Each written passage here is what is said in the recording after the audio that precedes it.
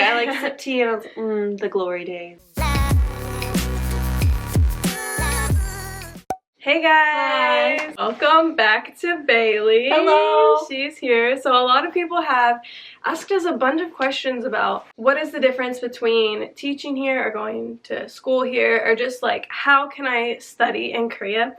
And I've never done that, and Chen has not studied here either. So I found someone who has. Me. Yeah, she's done both. So yeah. she can give us like a little perspective on like the differences, and it's also like it's a different time in your life. It like, really is. Yeah. So Yeah. it's like, I know, like with me, I just thinking back to when I was in university, like feels like forever ago. Yeah, I just graduated like 8 months ago, and it's like I'm a different person And now. it's like, already yeah. it's It's in a the distant past. memory. I like sip tea and I was, the glory days. So I knew that I wanted to study abroad before I even like came to college. So I knew I wanted to do that. I wanted to go to France, actually. That's right. Yeah, that's what she did. But at the end of my freshman year, I kind of like decided that I wanted to go like kind of like in an opposite path. And at my university, not a lot of people do the Asia programs. So what were you studying? Like your major? I was a linguistics major, so I was taking French, I was like beginning my Korean studies too, because you had to do like a romance and like something else. So you had to like spice it up a little bit. But I also really wanted to go somewhere that was very different and see, you know, if I was up for the challenge and could like adapt to something that was completely new to me. And so I was already learning Korean. I was interested in some Korean things from like friends that I had met in university. So I decided that at the end of my freshman year, I decided, okay, this is what I'm going to do. This is where I'm going to go. And my university only took 2 applicants for the South Korea program. But there were only 4 applicants, and so I spent my entire sophomore year just grooming myself to be like the perfect applicant. I really did. Like I joined all of the like clubs on campus that could be related to Taekwondo, but I was doing that before. So like I took like a leadership position in there. I was involved with the Korean Student Association. I stepped up and did like all sorts of things to like improve my Korean. I hung out in the Korean professor's office all the time. And made sure that she knew my name and stuff. So by the time the application rolled around, I was basically a shoo-in. So right, and that's a good tip. Anywhere that you want to, if you want to do like a study abroad program. Yeah, anywhere. Especially like if you because there's a lot of scholarships for that too. So if you really prepare yourself for it to like become a good candidate, getting involved with all the clubs and stuff like she did, getting to know all the professors, I know that's like it's really important if you want to do something like that. So that was your sophomore year. Studied abroad the spring semester of my junior year, so that's what I did. Yeah, and it was like the whole semester. Like when I studied in Paris, like I only did the summer program, but you were there for like the full. Yeah, I was there for the full spring semester. I came about a month early, so I was just chilling out for a month, getting a feel of it. I spent the semester here, and I also spent most of the summer here. Also, once the semester let out. It's a long time. Yeah, it was about 6.5 months. It was a long time. So, like, once you got here, because it was, like, orchestrated through your university, like, did they help you find housing? Did they, like, do all that stuff? Also, what university was it at? Oh, I did my study abroad at Yonsei, and they did have the option for you to just do international dorms, and it was pretty easy. You just, like, filled out something, and it went away, and you got a dorm. But I figured to save money that I would live in a Goshiwon, which is a very, very tiny box, like 1 room. Super tiny that people let out for rent around university areas. And it did save me quite a bit of money because they provided like rice and kimchi and soup every day. Nice. So that's what I lived on. That's all you really need. So if you have the opportunity, if you're studying abroad, to look at other options other than like what the university offers, there's always something else that there is, but there's nothing wrong with going to the dorm if that's what you're really looking for. What was the student life like? Did you just have foreign friends? Were you able to make Korean friends? Were you like studying a lot, or is it more just like fun times? I wish it was a little bit more fun. My university didn't have like the pass fail, but my university took my grades And whatever grades I made in Korea, that's what was reflected in my transcripts. Yeah, it was important, but I was also taking some lighter classes. So I did study. I would go to cafes and I would study a few days out of the week. But I did find the time to have fun, you know.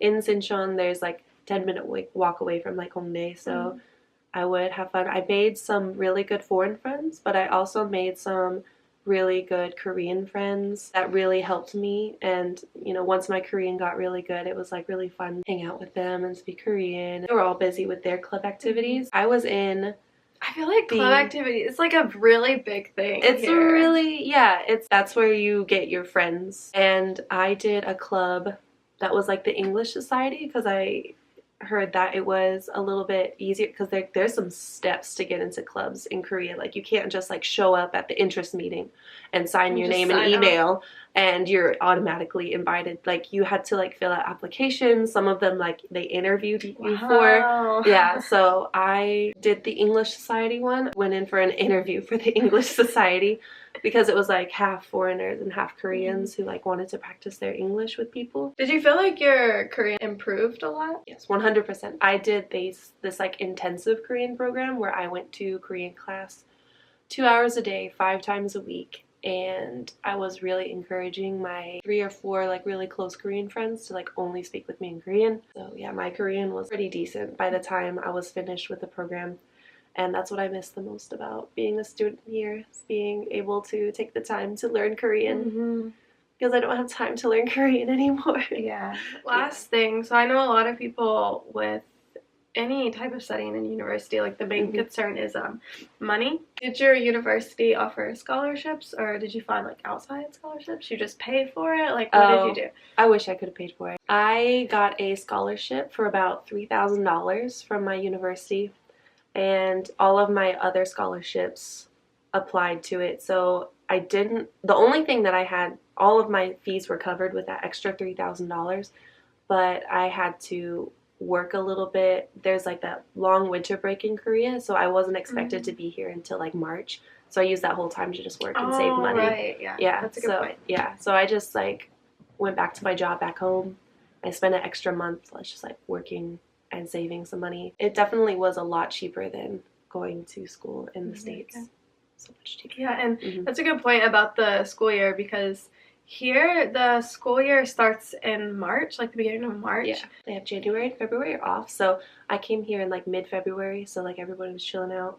It was really cold, but I was able to just like bum around, get to know the subway system and everything like that. So and did you find your Goshiwon like once you got here? You just Google like Goshiwon, and like usually a few websites will come up, and they know that foreign people will like be looking for a place to stay sometimes. You can like message them on Kakao. And that's what I did. I messaged them and said like, hey, I'm coming. So you did it before you came? Yeah, before I came, like a few weeks before. Okay, very, very last question. So now that you've taught here for... Yeah, like 7 months. Yeah, so like what are the biggest differences for you? I definitely love having more money here, because as a student, I was just always trying to like scrimp and save and like not do too much. But I do miss the time that you get like in school in general, especially as you're studying abroad. Like the pressure's not too much, so I was able to like have more leisure time. But with the time constraints of work, I definitely feel the need to like do more stuff on the weekends. So I have been doing a lot more stuff this time. So as a student, it was really fun. I had more energy to go out. Yeah, so it's just a little different perspective, but I would say both of them are very treasured perspectives that I'm going to have for a long time, like being a student here and a teacher. I'm glad that I got to experience both. What about the people that you've met from both sides? I've definitely met some very interesting people on both sides. There were, I think, more people when I was a student here that I was trying to avoid, because the people that can come, you have like 2 types of students that come, or 3 types. You have the ones who want to be in Korea, which I like to consider myself to be a part of, and some of my friends. You have the people who just like checked Korea off on their like travel list, or like maybe I don't care where I go for study abroad. And then there's the ones who I think come to Korea for weird reasons. The booze. You get the booze. That would be interesting to hear about. Because I feel like I have stories. as like Chen and I, we've like react to Korea boos before, so if you haven't seen that video, like check that out, because that I think some of them were pretending or like being over the top. But she has told me some stories where like people were actually like this, and I've like, as a teacher, I haven't really met that many.